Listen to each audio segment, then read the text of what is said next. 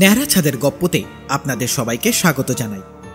আজ আপনাদের জন্য রয়েছে বিভূতিভূষণ বন্দ্যোপাধ্যায় লেখা গল্প গঙ্গাধরের বিপদ। গল্প পাঠে এবং গঙ্গাধরের চরিত্রে সব্যসাচী চৌধুরী, গল্পের সূত্রধার আমি সৌম্য। শুরু হচ্ছে আজকের গল্প বিভূতিভূষণ বন্দ্যোপাধ্যায় লেখা গঙ্গাধরের বিপদ।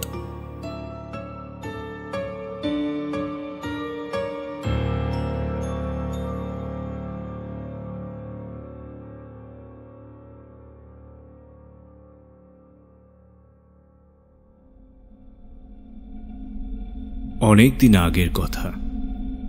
কলকাতায় তখন ঘোড়ার ট্রাম চলে। সে সময় মশলা পুস্তায় গঙ্গাধর কুণ্ডুর ছোটখাটো একখানা মশলার দোকান।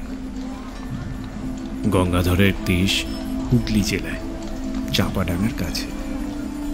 অনেক দিনের দোকান। যে সময়ের কথা বলছি, গঙ্গাধরের বয়স তখন 50-এর ওপর। কিন্তু শরীরটা তার ভালো যাচ্ছিল না, নানা রকম অসুখে ভুগত প্রায়। তার ওপর ব্যবসায় কিছু লোকসান দিয়ে লোকটা একেবারেই মুষড়ে পড়েছিল। দোকান ঘরের ভাড়া 2 মাসের বাকি মহাজনদের দেনা ঘাড়ে দুপুরবেলা দোকানে বসে থেলো হুঁকো হাতে নিয়ে নিজের অদৃষ্টের কথা ভাবছিল সে। আজ আবার সন্ধ্যের সময় গোমস্তা ভাড়া নিতে আসবে বলে শাসিয়ে গিয়েছে। কি বলা যায় তাকে? এক পুরনো পরিচিত মহাজনের কথা হঠাৎ মনে পড়ে গেল তার। তার নাম খোদাদাত খাঁ, পেশোয়ারি মুসলমান, মেটিয়াবুরুজে থাকে। আগে গঙ্গাধরের সাথে লেনদেন ছিল, কয়েকবার টাকা নিয়েছে, শোধও করেছে, কিন্তু সুদের হার বড় বেশি বলে ইদানিং বছর কয়েক গঙ্গাধর সেদিকে আর যায়নি। ভেবেচিন্তে সে আজ মেটিয়াবুরুজেই রওনা হলো। সুদ বেশি বলে আর উপায় কি, টাকা না আনলেই নয় আজ সন্ধ্যের মধ্যে।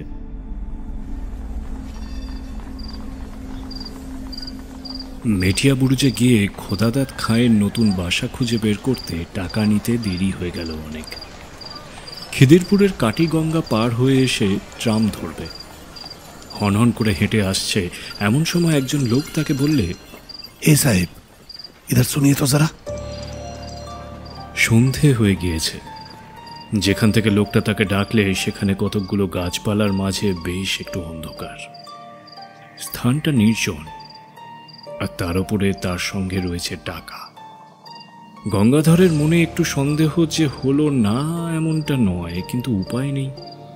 লোকটা এগিয়ে এলো যে। ওই গাছগুলোর তলায় সে যেন তারই প্রতীক্ষায় দাঁড়িয়েছিল। লোকটা খুব লম্বা, মাথায় ঝাঁকড়া ঝাঁকড়া চুল ঘাড়ের ওপরে গিয়ে পড়েছে। মুখটা ভালো করে দেখাই যাচ্ছে না। পরনে ঢিলে ইজের এবং আলখাল্লা। সে কাছে এসে সুর নিচু করে হিন্দিতে ও ভাঙা বাংলায় মিলিয়ে বললে, এ বাবু, সস্তায় মাল কিনবেন? গঙ্গাধর আশ্চর্য হয়ে বললে, মাল? কি মাল? লোকটা চারিদিকে চেয়ে বললে, এখানে কথা হবে না বাবু, পুলিশ ঘুরছে, আমার সঙ্গে আসুন। ঝুপসি গাছের তলায় এক জায়গায় অন্ধকার খুব ঘন। সেখানে গিয়ে লোকটা বললে, জিনিসটা কোকেন, খুব সস্তায় পাবেন, ডিউটি ছুট মাল, লুকিয়ে দেব। গঙ্গাধর চমকে উঠল। সে কখনো ও ব্যবসা করেনি। ডিউটি ছুট কোকেন? কি সর্বনেশে জিনিস! ভালো লোকের পাল্লায় পড়েছে তো সে। না না, সে কিনবে না। লোকটা সম্ভবত পাঞ্জাবি মুসলমান, বাংলা বলতে পারে, তবে বেশ একটু বাঁকা বাংলা। অনুনয়ের সুরে বললে, বাবু, আপনি নেন, আপনার ভালো হবে। সিকি করিতে দেব বাবু, আমার মুশকিল হয়েছে, আমি মাল বিক্রির লোক খুঁজে পাচ্ছি না বাবু। ঘুরে ঘুরে বেড়াচ্ছি কত জায়গায়, আবার সব জায়গায় তো যেতে পারিনি। পুলিশের তো ভয় আছে, কেউ কথা কইছে না আমার সঙ্গে বাবু। সেই হয়েছে আরো মুশকিল। হঠাৎ শহরে এত পুলিশের ভয় হলো কেমন করে তা বুঝি না বাবু। আগে যারা এই ব্যবসা করতো তাদের কাছেও যাচ্ছি, তারা আমার দিকে একবারটি চেয়েও দেখছে না। আপনি গোররাজি হবেন না বাবু, মাল দেখুন, পরে দাম দস্তুর হবে। লোকটার গলার সুরে কি যেন একটা শক্তি ছিল। গঙ্গাধরের মন খানিকটা ভিজল। কোকেনের ব্যবসাতে মানুষ রাতারাতি বড়লোক হয়েছে বটে, বিনা সাহসে বিপদ এড়িয়ে চলে বেড়ালে কি লক্ষ্মী লাভ হয়? হয় কি? দেখাই যাক না। হঠাৎ গঙ্গাধর চেয়ে দেখলে যে লোকটা সেখানে নেই। এই তো দাঁড়িয়েছিল। কোথায় কোথায় গেল আবার? পাছে কেউ শোনে, এই ভয়ে বেশি জোরে সে ডাকতেও পারবে না। চাপা গলায় বাংলা আর হিন্দি মিশিয়ে সে ডাকলে, কোথায় গিয়া? আপনি কোথায়? কি বলে, কাহা গিয়া খাঁ সাহেব? এদিক ওদিক যাওয়ার পর সামনে চাইতেই দীর্ঘাকৃতি আলখাল্লাধারী খাঁ সাহেবকে দাঁড়িয়ে থাকতে দেখা গেল। গঙ্গাধর বললে, জলদি চলো জলদি চলো, অনেক দূর জানে কো হ্যায়, বুঝেছ? জলদি চলো। কি যেন একটা ঢাকবার জন্য লোকটি প্রাণপণে চেষ্টা করছে। আমার সঙ্গে এসো, মাল দেখাবো। দুজনে কাটি গঙ্গার ধারে ধারে অনেক দূর গেল। যে সময়ের কথা বলছি তখন ওদিকে অত লোকজন ছিল না। মাঝে মাঝে জোয়ান নেমে যাওয়াতে বড় বড় ভর ও নৌকো কাদার উপরে পড়ে আছে। দু একখানা করাতের কারখানা, তাও অনেক দূরে দূরে। জলের ধারে নোনা চাঁদা কাটার বন। পিছনে অনেক দূরে খিদিরপুরের বাজারের আলো দেখা যাচ্ছে। পথে যেতে যেতে খাঁ সাহেব একটা বড় অদ্ভুত প্রশ্ন করলে। গঙ্গাধরের দিকে চেয়ে বললে, আমায় দেখতে পাচ্ছ তো? আরে কেন পাবো না? আমার এমন কিছু এখনো বয়স হয়নি যে সন্ধ্যেবেলাতে আমি চোখে ঠাউট করতে পারবো না, বুঝেছ? চলো চলো চলো, পা চালাও। একবার গঙ্গাধর জিজ্ঞাসাও করলে, তোমার ডেরা কোথায় খাঁ সাহেব? লোকটা চকিতে পেছনে ফিরে সন্দিগ্ধ দৃষ্টিতে চেয়ে বললে, কেন, সে তোমার কি দরকার? দেখো বাবু, পুলিশে ধরিয়ে দেবে যদি ভেবে থাকো, তবে ভালো হবে না যেন। আমি মাল দিব, তুমি টাকা দিবে, মাল নিয়ে চলে যাবে। আমার বাসার খোঁজে তোমার কি কাজ? লোকটা চোখের চাউনি অদ্ভুত। গঙ্গাধর অস্বস্তি বোধ করল। খুব ভালো দেখা যায় না, কিন্তু ওই দুই চোখে যেন ইস্পাতের ছুরি ছড়ছে। না, তার সঙ্গে টাকা রয়েছে। এই অবস্থায় একজন সম্পূর্ণ অপরিচিত অজ্ঞাত কুলসীর লোকের সঙ্গে এই একা সন্ধেবেলাতে এত দূর এসে পড়েছে। লোভে মানুষের জ্ঞান থাকে না, তার তো একবার ভেবে দেখা উচিত ছিল। কিন্তু যখন এসেইছে তখন তো আর ছাড়া নেই। বাড়বে বই, কমবে না। ছুরি বার করে বসলে তখন তো আর উপায় থাকবে না। তখন অনেক দূর গিয়ে মাঠের মধ্যে একটা গুদাম ঘর। একটা গাছের গুড়ি পড়ে আছে গুদাম ঘরের দরজা থেকে একটু দূরে। তার ওপর গঙ্গাধরকে বসতে বলে লোকটা কোথায় যেন চলে গেল। গঙ্গাধর বসে চারিধারে দেখলে গুদাম ঘরের আশেপাশে সর্বত্র আগাছার অনুচ্চ জঙ্গল। নিকটে কোথাও লোকজনের সারা শব্দ অবধি নেই। অন্ধকার হলেও মাঠের মধ্যে বলে অন্ধকার ততটা ঘন নয়। সেই পাতলা অন্ধকারে চেয়ে দেখে গঙ্গাধরের মনে হলো গুদাম ঘরটা পুরনো এবং যেন অনেক কাল অব্যবহার্য হয়ে পড়ে আছে। বাঁশের বেড়া খসে পড়েছে জায়গায় জায়গায়, চালের খোলা উড়ে গিয়েছে মাঝে মাঝে। সামনের দোরটা উই ধরা, ভেঙে পড়ে যেতে চাইছে যেন। গঙ্গাধরের কেমন যেন একটা ভয় হলো। কেন সে এখানে এলো এই সন্ধেবেলায়? এমন জায়গায় একা মানুষে আসে? কখনো আসে? বিশেষ করে এতগুলো টাকা সঙ্গে করে? সে আসতো না কখনোই। সে কলকাতায় আজ নতুন নয়, আর তার উপরে সে ঝুনো ব্যবসাদার। বাংলাদেশ থেকে সে নতুন আসেনি।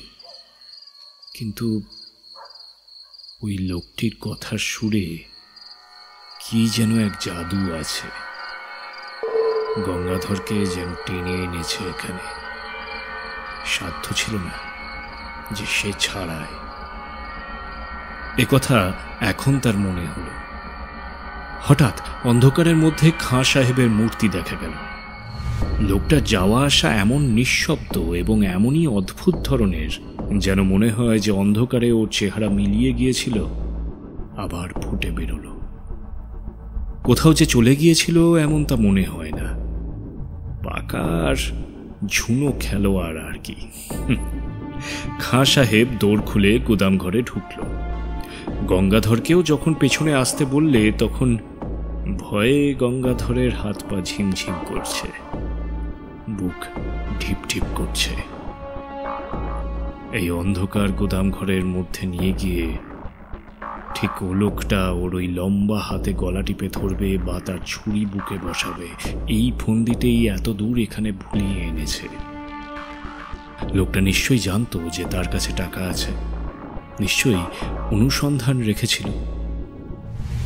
কে জানে খোদাদাত খায়ের লোক কিনা। গঙ্গাধরের কপালে বিন্দু বিন্দু ঘাম দেখা দিলে একবার সে ভাবলে দৌড়ে পালাবো, কিন্তু সে বুড়ো মানুষ। এই জোয়ান পাঞ্জাবি মুসলমানের সঙ্গে দৌড়ালে পাল্লায় তো পেরে ওঠা অসম্ভব। কলের পুতুলের মতন গঙ্গাধর গুদাম ঘরের মধ্যে ঢুকল। আশ্চর্য, গুদামের ওই দিকে দেওয়ালটা যে একেবারে ভাঙা। গুদামের সর্বত্র দেখা যাচ্ছে সেই অস্পষ্ট অন্ধকার। এক জায়গায় দুটো খালি পিপে ছাড়া কোথাও কিচ্ছু নেই। মাকড়সার জাল সর্বত্র। অন্ধকারে দেখা যায় না বটে, কিন্তু নাকে মুখে লাগে একটা কিরকম ভ্যাপসা গন্ধ গুদামের মধ্যে। মেঝেটা স্যাঁতস্যাঁতে, যেন কতকাল এর মধ্যে কোনো মানুষ ঢোকেনি। এদিকে আবার খাঁ সাহেব গেল কোথায়? লোকটা থেকে থেকে যায় কোথায়? অল্পক্ষণ, মিনিট 2 হবে, কেউ কোথাও নেই, শুধু গঙ্গাধর একলা। আবার সেই ভয়টা তার হলো। কেমন এক ধরনের ভয়, যেন বুকের রক্ত হিম হয়ে যাচ্ছে তার। এই বা কিরকম ভয়? আর গুদাম ঘরটার মধ্যে কনকনে ঠান্ডা হাওয়ার যেন একটা স্রোত বইছে না মাঝে মাঝে। মিনিট 2 পরেই খাঁ সাহেব এই আধ অন্ধকারের মধ্যেই সামনে দাঁড়িয়ে। অদ্ভুত বিষয়টা যেমন অদ্ভুত, হঠাৎই তেমনই একটি অদ্ভুত কথা বললে খাঁ সাহেব। বললে, হে বাবু, তুমি কালা নাকি? এতক্ষণ কথা বলছি, শুনতে পাচ্ছ না? কথার উত্তর দিচ্ছ না কেন? কোকেন যে জায়গায় আছে বললাম তা দেখতে পেয়েছ? সাবলের চার দিয়ে তুলতে বললাম তো পিপে দুটো, হাঁ করে সঙ্গের মতো দাঁড়িয়ে আছো কেন? বারে, এত কথা কখন বলেছে লোকটা? পাগল নাকি? গঙ্গাধর কেমন ভ্যাবাচাকা হয়ে গিয়েছে। মূঢ়ের মতন দৃষ্টিতে চেয়ে থেকে বললে, কখন তুমি দেখালে কোকেনের জায়গা? হ্যাঁ, কই শাবল কোথায়? কোথায় শাবল? কথা বলতে বলতে গঙ্গাধর সম্মুখস্থ খাঁ সাহেবের মুখের দিকে চাইলে সঙ্গে সঙ্গে তার মনে হলো যে বিভ্রান্ত, বিমূঢ়, আতঙ্কাকুল দৃষ্টির সামনে খাঁ সাহেবের মুখ। গলা, বুক, হাত, পা, সারাটা দেহ যেন চুরচুর হয়ে গুড়িয়ে গুড়িয়ে পড়ছে, সব যেন ভেঙে বাতাসে উড়ে উড়ে যাচ্ছে।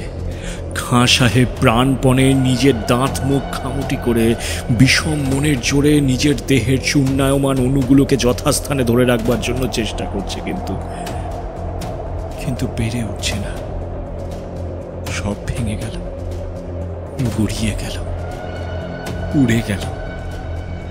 1, 2, 3, 4। কোথায়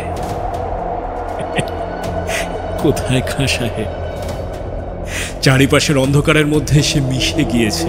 একটা ঠান্ডা কনকনে বাতাসের ঝাপটা এলো যেন কোথা থেকে, আর সঙ্গে সঙ্গে গঙ্গাধর আর্তরবে চিৎকার করে গুদাম ঘরের স্যাঁতস্যাঁতে মেঝের উপরে মূর্ছিত হয়ে পড়ে গেল।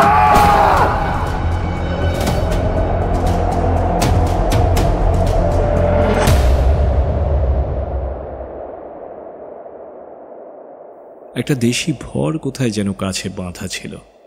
তার মাঝিরা এসে গঙ্গাধরকে অচেতন অবস্থায় তাদের ভরে নিয়ে যায়। তারাই তাকে দোকানে পৌঁছে দেয়।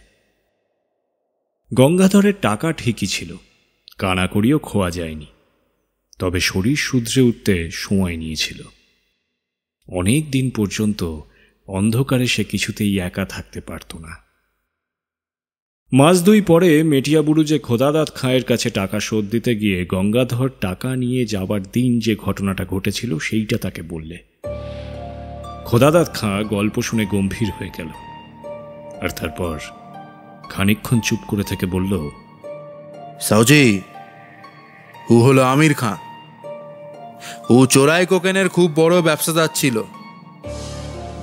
তাও আজ থেকে প্রায় 15 সাল আগে কি বাত হবে। হ্যাঁ, রমজান মাসে বেশ কিছু মাল হাতে পায়। ও তক্তাঘাটের কাছে একখানা জাহাজ ভিড়েছিল, সেখান থেকে রাতারাতি মাল সরিয়ে দেয়। আর জাহাজের লোকের সঙ্গে সর ছিল বাবু। কিন্তু হ্যাঁ, ও কোথায় সে মাল রাখতো তা কেউ জানে না। সেই মাসের মাঝামাঝি সে খুন হয়। কে বা কেন খুন করলে তাও জানা যায়নি বাবু, কেউ ধরাও পড়েনি। তবে দলের লোকই তাকে খুন করেছিল এটা বোঝা তো কঠিন নয়। হ্যাঁ, আর এই পর্যন্তই আমি আমির খাঁর ঘটনা জানি বাবু। তবে আমার মনে হয় ও আমির খাঁ সেই থেকে ঘুরে বেড়াচ্ছে তার মাল বিক্রি করার জন্য। ওর ও পুরনো কোকেনের বাক্স হয়েছে দুজকের বোঝা।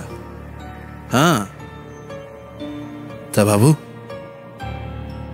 ও সেই গুদাম ঘরটা কোথায় তুমি দেখাতে পারবে? হ্যাঁ, কি পারবে দেখাতে?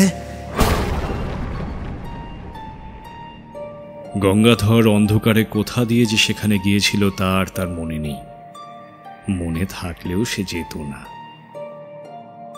পথে আসতে আসতে গঙ্গাধরের মনে পড়ল পুরনো ভাঙা গুদামঘরটার অস্পষ্ট অন্ধকারের মধ্যে আমির খাঁয়ের মুখের সেই হতাশ ও অমানুষিক চেষ্টা করেও হেরে যাওয়ার দৃষ্টিটা। হতভাগ্য এতদিনেও কি বুঝেনি যে সে মারা গিয়েছে? কে উত্তর দেবে তাকে? ভগবান যেন তার আত্মাকে শান্তি দেয়, চির শান্তি।